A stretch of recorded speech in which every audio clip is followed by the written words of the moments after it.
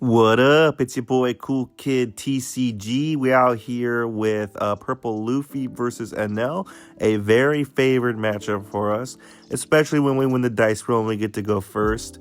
Shouts out my opponent Maruchana. She's playing with a Pom Pom Purr and Enel leader. I think in a little bit we're going to talk about, she's showing it off. I said I really like it. I have a friend who really likes Enel and Pom Pom Purr. I need to get one for her, but yeah, really great card. I forget where you can get them from. Maybe I'll put the link in the description. But support. There's a bunch of other ones to it. I'm not the biggest Hello Kitty person, but they definitely seem pretty cool. Lots of different leaders, a lot of custom cool leaders with Hello Kitty. Here we go. We're gonna start off. We have a really good hand. We have Luffy, Taro, and Sangoro already in hand.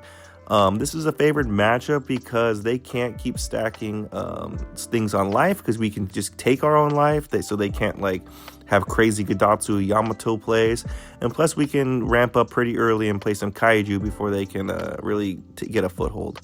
So we're going to do leader effect, ramp to 4. And we don't, I believe, have a great 4-Dawn play here at all. We could play the Usohachi. But I decided I'd bet better in hand with the 2K, or to rest something late game. So we just swing 9. Not the most efficient way to do that at all, but it's kind of the only move we had outside of playing a Usohachi. So yeah, that was the play. The next turn we're set up for a Luffy Taro into a Sangoro. She's going to return back with a 9 of her own, which we will take. We could have countered out probably, but that would have been like 5 cards out of hand. Let's just take that hit. Yeah, so here we go, 5 into life. And then we're going to Luffy Taro into Sangoro.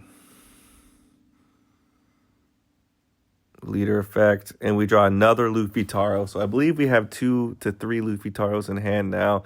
We really could just continually go wide if that's the play. But yeah, we have another Luffy Taro Sangor ready to go for next turn if need be, and we have a third Luffy Taro in case we draw something else as well. Enel's always tricky because the way they can heal if they go down to 1 life or 0 life on their turn, on the defensive turn, they get to heal 1. And especially with yellow, there's crazy triggers. You never know. I always respect Enel. I know people say Purple Luffy's a very favored matchup, and some people have said it's free. It's not, because you have to respect Enel. You have to respect yellow. 6 in the life, 2K.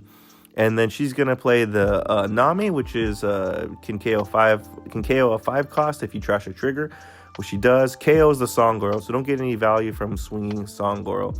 We're now at 8 Dawn. What we do here is we swing 5 with lead, hoping she takes, because we don't want to. Okay, so she takes. Now we don't have to swing the Luffy Taro because she's at 1 life, and if we do hit that 1 life, she's just gonna heal. The worst that could happen is to get a crazy trigger.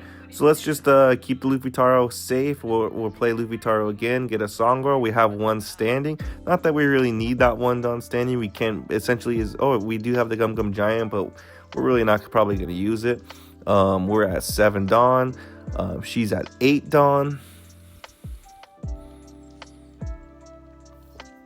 And what she's going to do is she's going to, I believe, play another Onami and trigger out and kill my Sangoro. So basically the exact same play. I did the same play twice in a row. She's going to do the same play twice in a row, which I guess we're okay with. We're still getting the Luffy Taro out. First, she's going to swing a nice 6K in the life, or give her the 2K. We give her the Usohachi because maybe we already have 1 Usohachi, and maybe we might need that Soba Mask to play as a blocker. That was my thought process there. Just to stay versatile. Again, there comes the Nami down to pop. She trashes a 0-cost event. And then she's going to play 2 for a Shirahoshi blocker, which is very troublesome. I have ways to rest it. I don't think I have game. That's what my thought process right here is I'm at 9 Dawn. I have 3 swings and she has a blocker. I could rest that blocker. I could Luffy Taro again into Zoro Joro. We are in a very strong place. We don't have a 9 mom and we don't have a big 9 cost Luffy, but we can continue to go wide with these big bites. Here's a test of the water. I'm thinking what to do. I'm going to test the waters because I could have played this Sanji and rushed down and that's what I'm thinking. She also has like 6 cards in hand, I want to say. So she's got a decent amount. I don't think I have game. So I'm just going to swing 8, see what happens. If she gives me the Shirahoshi blocker, then that's fine.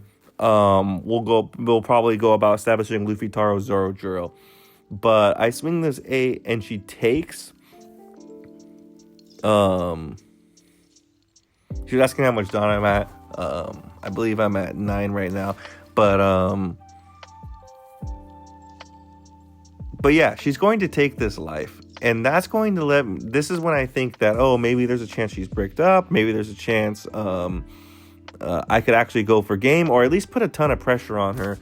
So that was my thought process. At first, it was like, let's just test the waters with a low Dawn commitment swing and then go from there.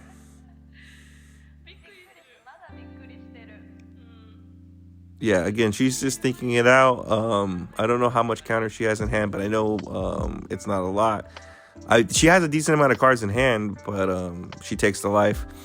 And at this point, this is when I think that the idea here is to play the Sanji and rest the rest of Shirahoshi. Again, she healed because of Enel's leader effect.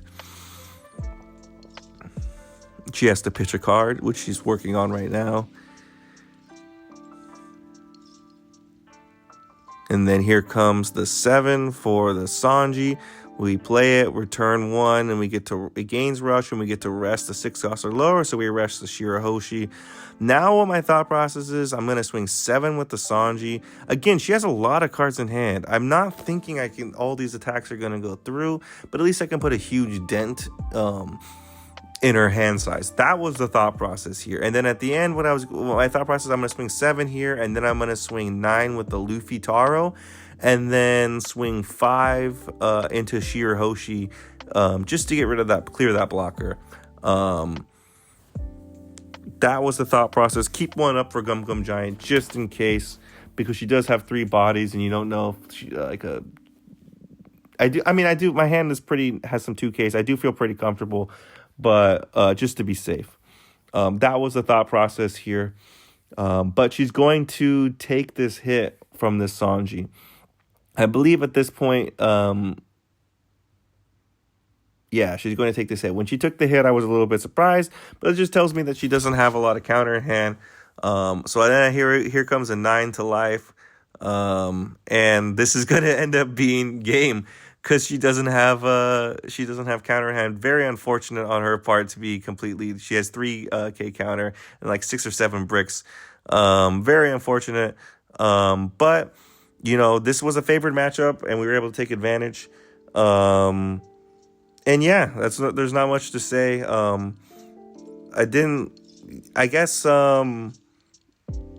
Yeah, I don't know what else to say. Like, I think I just got super lucky. This was a super high roll game for me. And this is what happens when Purple Luffy high rolls into a matchup that's kind of favored, I think. I think that's kind of the takeaway. But let me know your thoughts in the comments. Thanks, guys.